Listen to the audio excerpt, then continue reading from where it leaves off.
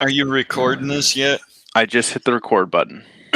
All right, cool. So, but honestly, no, I haven't really looked in too much yet. I never, I haven't got the chance to watch those videos on the flood and stuff. The uh counter arguments for like a young Earth flood, global flood. I haven't been able to watch that guy yet, and yeah, nothing. Not kind of have been busy in the last couple days. Haven't really thought about too much, but looking forward to talk to more of it now. So. Are you talking about R and Ra? hmm Yeah. Yeah. I definitely want to watch those though. I'd be very intrigued to see what he says and see. I don't. I mean, if he does provide good argument against like a global flood, I just don't really understand how people still hold that view. Personally, I mean, I know I did for a while, and there's some like ways you can, I guess, interpret data differently, which helps. But in the end of the day, there's still a lot of issues. Well, you know those charts on the wall at the school drawn Yeah. by Adams synchronized chronological chart? hmm They would just say they think that's how the history went, and if archaeologists disagree, then they're wrong about how they interpret the evidence. And as far as dating stuff, they don't trust any of the dating methods because you can't actually verify it. But they end up with a view that it'll never be accepted anywhere. Yeah, that's the thing. It's just no one's ever going to accept this first off, and then you just have a really poor view of science. Yeah. Even if a good amount of it is correct, or or or the vice versa, if there's a good amount of it that has some issues, there's still a decent amount of it that is very reliable. You just yeah, it's kind of like what we talked about with Christian politics. Just no one is going to believe you. It just I don't know. It just looks bad, and I don't Yeah.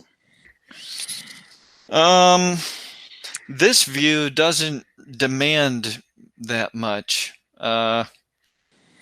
Like you were mentioning before, it seems like there's just very little you have to even worry about.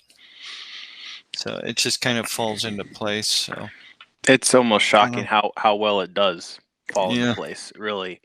Um, I mean, I think it even answers some questions, additional questions too. Well, scripturally, I think it answers a lot of questions, but even then, like, you kind of have the issue of like in evolution, origin of species, like positive mutations and big jumps in structure, like to like completely new structures. Like that's kind of a big issue that I think a lot of scientists just they look at the genetic code, they look at homologous structures, they look at the increased complexity in the fossil record, and then they say like, well, it had to have happened, positive genetic mutations, but that's still like a very unlikely, if not impossible, jump. But then if you recognize that God and the angels were creating these new organisms along the way, that answers that question. yeah, yeah. That's how I see it. I mean, it just seems that there was a progressive creation, hmm you know. And but we're not given the details. I don't know. And like my one friend Joe, he's a theistic evolutionist, and so he holds this view and just holds evolution at the same time. So you can do that.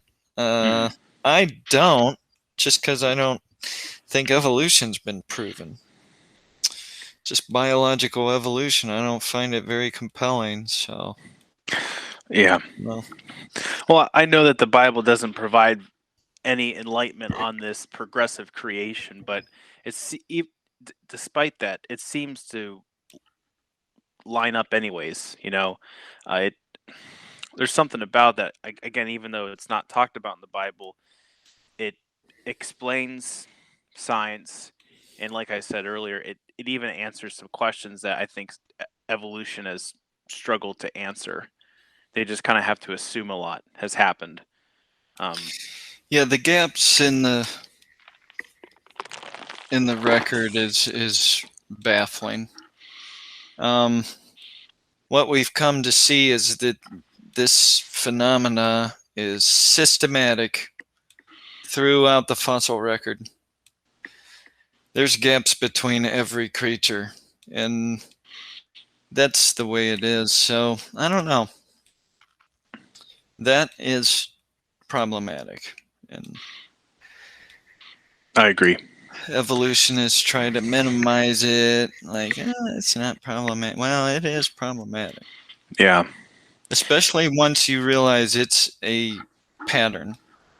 You know, it's systemic.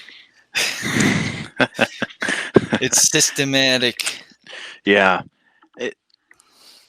So I don't know. We're missing something. I would say, you know, God with the council of angels, as he was educating the angels, that there was a progressive creation. And somehow cleansing the sacred area comes into play. But I don't have it figured out exactly yet. There was a Hebrew scholar that used Genesis 1 to kind of illustrate the destruction of the temple and how the land was formless and void after that, and darkness. And it's kind of, I know he was drawing from Jeremiah, but using that language from Genesis 2, but he makes the strong connection to Genesis 1. So you can see this Jewish concept of this is like divine judgment and God starting again.